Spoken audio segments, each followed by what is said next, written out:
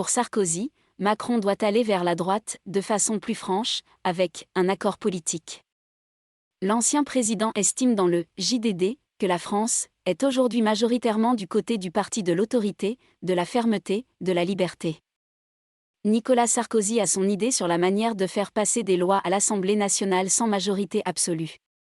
L'ancien président profite donc d'une interview fleuve au journal du dimanche pour donner ses conseils à Emmanuel Macron.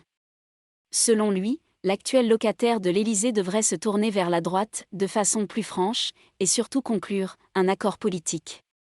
Ce n'est faire injure à personne que de rappeler que le président Macron vient de la gauche, explique Nicolas Sarkozy. J'aimerais parfois qu'il franchisse le Rubicon de façon plus franche, car la France est aujourd'hui majoritairement du côté du parti de l'autorité, de la fermeté, de la liberté. Appelez cela centre-droit, centre, droite républicaine, peu importe, l'axe stratégique du pays se trouve clairement là. Le soutien à Macron plutôt qu'à Pécresse assumé. L'ancien président, 2007 à 2012, et fondateur des Républicains, LR, assume dans cet entretien son soutien à Emmanuel Macron dans la campagne présidentielle, au détriment de la candidate de son camp Valérie Pécresse, et si c'était à refaire, je le referais.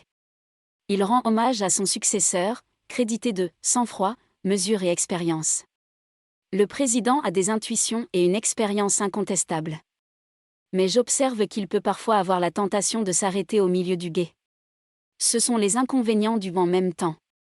Nicolas Sarkozy pointe enfin les limites de l'article 49.3 de la Constitution, qui permet de faire passer une loi à l'Assemblée sans vote, à moins du vote d'une motion de censure renversant le gouvernement. Emmanuel Macron, souligne-t-il, pourrait également chercher à faire un accord politique en bonne et due forme avec toutes les bonnes volontés prêtes à constituer une majorité dans l'intérêt supérieur du pays. On ne se renie jamais lorsqu'on fait le choix de l'intérêt général.